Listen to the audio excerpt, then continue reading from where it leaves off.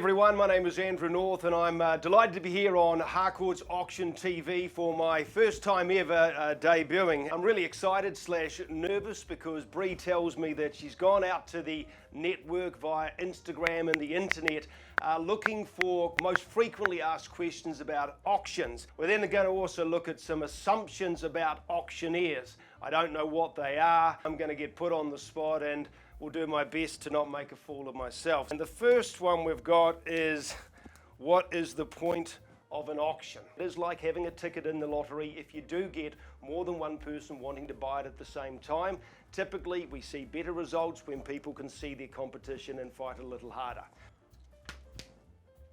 Best strategy to win at auction. My favourite auction to this date was about, 100 years ago. It was down in Christchurch and I was watching two bidders bid with both completely different strategies. So there was a gentleman at the rear and he was jumping the bid. He was calling out big, bold, strong bids. And then there was this elderly lady who stood about, 3 or 4 meters away from the auctioneer, right at the front of the crowd. And every time the gentleman at the rear would do his big, bold bid and jump the bid by $30,000 or $50,000, she would respond as calm as you please. And another $250, please, Mr. Auctioneer.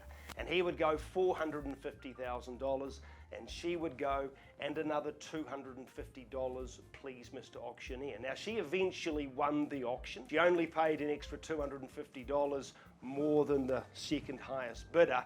But the fact that she looked like she could go all day, the fact that she looked so calm and was never going to give up. And I think also she became the crowd favourite. So I reckon it's a really good strategy to become the crowd favourite. The one that everyone wants to win sometimes will serve you really well as well. Assumptions about auctioneers. This is going to be interesting. Again, I remind you, I've got no idea. I could possibly guess some of them, to be fair, but I'm not going to. I'm going to leave it to fate. Auctioneers are arrogant. Okay. I guess it's that fine line between arrogance versus confidence, and can you be confident without arrogant? I do remember when I started as an auctioneer, and I remember getting trained and I remember getting told to not talk to people before the auction, come out and talk down to them and try and intimidate them. And I think from an old school perspective, that was how we were trained as auctioneers. And what I've subsequently found is that it doesn't work as well as meeting people, being humble and asking if you can actually help them. And it's just the simplest, the safest. And when I try to be arrogant, I find it doesn't work that well for me.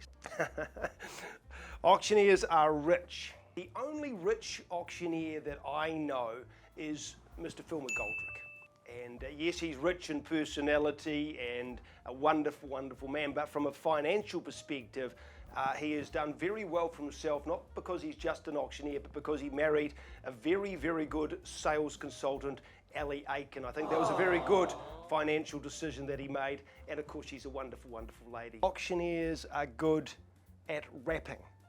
Well, hand on heart, I've never seen an auctioneer rap. I hope I never see an auctioneer rap. So auctioneers put on a fake voice.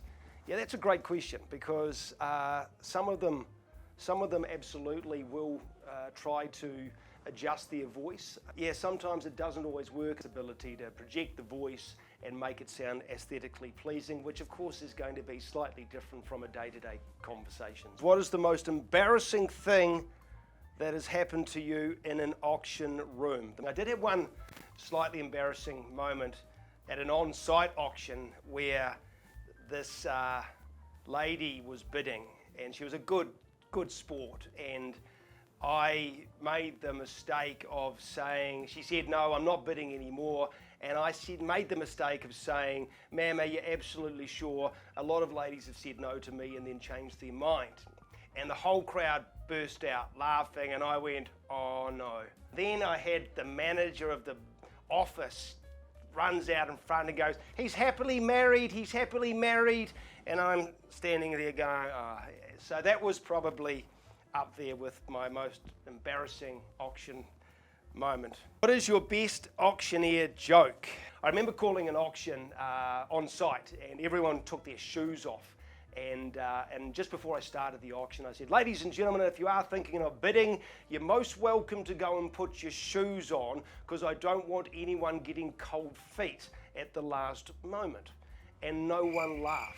And the manager beside me said, maybe you've used that joke just one time too many. And so we went to the next on-site auction, and I used the same joke, and the crowd burst out laughing, and I said to him, no, I don't think so.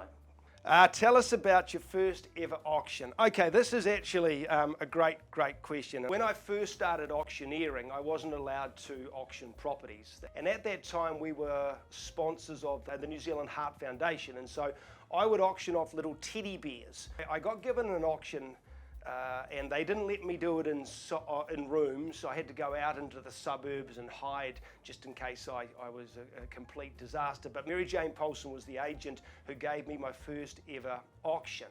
And I'm on site, and the managers come up to me and said, Andrew, you just bid it up to as close as you can to the reserve, and then we'll pause because we've just got one bidder and we'll do the negotiation. And I think I had a reserve of, I don't know, maybe $198,000, and I got the bidder at $185,000, and we looked, sir, the bid's with you at $185,000. We're just going to pause and have a conversation.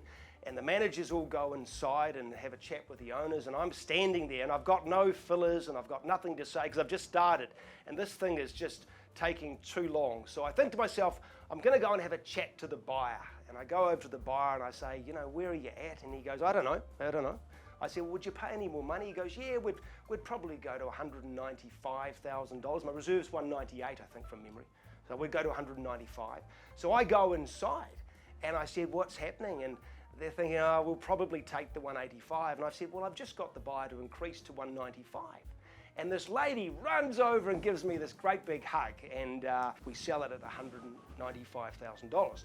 Now, what I found out after that auction, and they didn't tell me, was that Mary Jane Paulson's boyfriend, they were friends with the owners. He'd said to the owners, so how do you feel about your auctioneer only ever auctioning off teddy bears?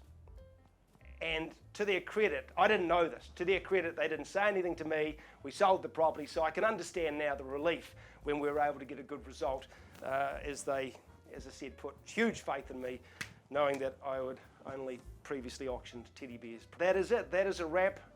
Thank you for tuning in. I apologise if I've waffled on a little bit, but as I said, genuinely, I'm just finding out these questions right now. It's been my absolute pleasure being here on Harcourts Auction TV.